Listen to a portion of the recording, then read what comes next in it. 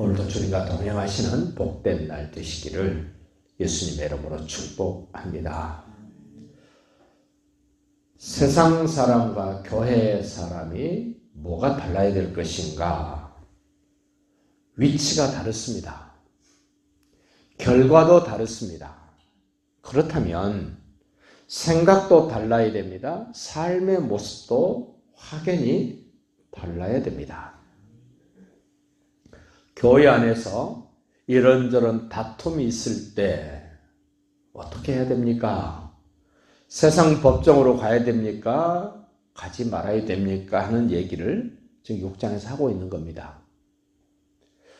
우리 성경에 가장 조심하게 봐야 될 단어가 하나 있습니다. 판단이라는 말입니다.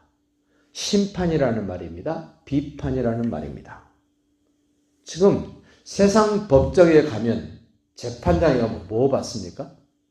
재판을 받습니다. 재판을. 옳고 그른 거에 대한 결정을 짓는 겁니다. 세상 사람들보다 예수 안에 있는 사람들이 훨씬 더 구별되고 구별된 사람들임에도 불구하고 교회 안에서 문제되고 분쟁되는 것들을 세상 법정으로 간다? 오늘 바울은 고린도 교인들에게 분명하게 말해줍니다. 세상 법정으로 가지 마라. 세상 사람과 교회 안에 있는 사람과의 문제가 있을 때는 갈 수 있겠죠. 그러나 교회 안에서 문제가 생겼을 때 세상 법정으로 가지 마라. 이게 지금 취지입니다. 오늘날 보십시오. 교회 안에 있는 일들이 법정에 가는 것뿐만 아니라 세상 판사가 교회까지 와서 교회의 일들을 지금 판결을 하고 있습니다. 이러한 것들을 미리 아시고 기준을 정해둔 겁니다. 저도 목회하면서 어떤 권사님에게 형제간에 문제가 생겨서 재판한다 그럴 때 제가 하지 마라 그랬습니다. 저한테 얼마나 퍼붓던지요. 아주 지독하게 제가 욕을 먹었습니다. 그럴 수 없는데 그런 모욕을 당한 후에 제가 다시 한번 성경을 통해서 저를 비춰봤습니다. 그래도 이야기할 건 해줘야 된다. 보십시오. 2절 봅니다. 성도가 세상을 판단할 것을 너희가 알지. 판단이라 보다는 하나님 안에서 예수님 안에서 심판하는 자리에 서게 된다는 얘기입니다. 우리가 세상을 심판할 것을 너희가 알지 못하느냐. 세상도 너희에게 심판을 받겠거든 지극히 작은 일 판단하기를 감당하지 못하겠느냐? 이 심판이라는 말과 판단이라는 말 누가 쓰느냐에 따라서 다릅니다. 하나님이 쓰면 심판입니다. 사단마귀 사람들은 비판합니다. 하나님의 사람들은 판단합니다. 분별합니다. 그 기준을 분명히 해야 될 일입니다. 3절도 보십시오. 우리가 천사를 심판할 것을 너희가 알지 못하느냐? 천사도 우리가 심판한답니다. 잠시 우리는 천사를 부러워할 수 있습니다. 그러나 천사들을 보고 하나님의 아들이라 부르지 않습니다. 그러나 오늘 우리는 하나님의 아들이라 불러지고 인정되어지고 그 아버지 집에서 영원히 살게 될 것입니다. 이렇게 위치가 다르다는 겁니다. 결과가 다르다는 겁니다. 천사를 심판할 것을 너희가 알지 못하느냐? 그러하거나 하물며 세상 일이야?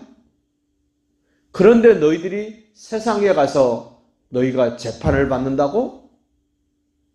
안 되는 일이라는 겁니다. 그런즉 너희가 세상에 사건이 있을 때 교회에서 경의 여김을 받는 자들을 세우느냐? 그렇지 않죠. 내가 너희를 부끄럽게 하려 하여 이 말을 하노니 4장에서는 뭐라 그랬습니까? 너희들을 부끄럽게 하려고 이 편지를 쓴 것이 아니라 아비의 심정으로 너희를 권한다. 그러면서 편지를 썼다고 이야기를 했는데 교회 안의 문제를 법정으로 가지고 간 세상 법정으로 가지고 간 내용을 듣고는 바울이 너희들을 부끄럽게 하려고 내가 이 말을 한다. 그만큼 교회 안에서의 문제를 세상 법정으로 가지고 가는 일은 부끄러운 일이라는 겁니다. 그런데도 불구하고 큰 교회에서 문제가 생기면 법정 가지 않습니까? 목회자고 장로들의 문제가 생기면 법정을 갑니다. 이걸 부끄러워해야 될 텐데 또 갑니다. 또 갑니다. 또 갑니다. 반복해서 합니다. 한 번 문제가 생기면. 한 번 부끄러운 일을 하게 되면 그 다음에는 부끄럽지 않은 것처럼 해버립니다. 전에 제가 소속되어 있던 노회에서도 문제가 생겨서 법정에 갔습니다. 서로 승복을 안 합니다. 판결을 내줬는데도 승복을 안 하고 이의 제기를 해서 2심 갑니다. 이제 대법원까지 갔습니다. 이게 뭔 일입니까 이거? 부끄러운 줄 알아야 되는데 고소를 한 사람도 부끄러움이 없고 당한 사람 쪽도 부끄러움이 없습니다. 이런 세상이 되어버렸습니다. 지금 6절 보십시오. 형제가 형제와 더불어 고발할 뿐더러 믿지 아니하는 자들 앞에서 고발한다는 겁니다. 너희가 피차 고발함으로 너희 가운데 이미 뚜렷한 허물이 있나니 차라리 세상 법정으로 가는 것보다는 차라리 네가 손해를 좀 당해도 괜찮아. 네가 불의하다고 취급돼도 차라리 그것이 낫지 않느냐? 그렇습니다. 예수님 때문에 어지간한 거는 좀 안고 가야 됩니다. 내가 손해보고 말지. 내가 욕먹고 말지. 이렇게 넘어가도 될 일을 나는 절대로 손해 안 봐. 나는 절대로 욕 안 먹을 거야. 그렇게 한 일이 더 욕먹는 것이 되고 더 손해나는 일이 된다는 겁니다. 변호사 비용만 양쪽에서 다 내는 겁니다.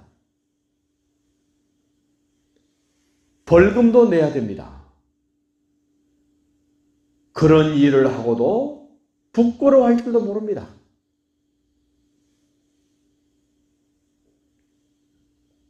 7절 다시 보십시오.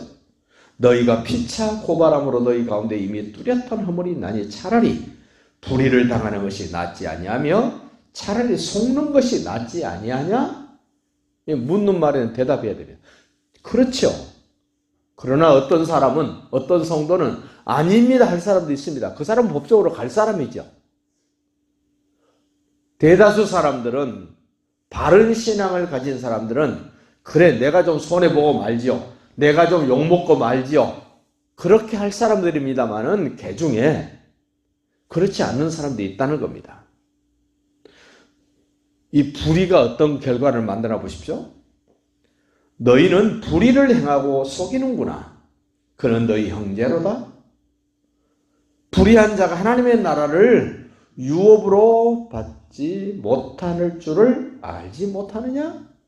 불의를 행하는 자, 하나님의 나라를 유업으로 받을 수 없답니다. 그런데 여기서 자기가 더 대단해가지고 괜찮아. 불의를 행해도 하나님 나라 갈 수 있어. 이렇게 생각한다는 겁니다, 사람들이. 우리는 성경에서 안 된다 그러면 안 되는 겁니다. 성경에서 된다 그러면 우리는 되는 겁니다. 그것까지 부정해버리면 그리스도인 아닙니다. 목사 아닙니다. 그런데 그렇게 하는 사람을 더 좋아해버립니다.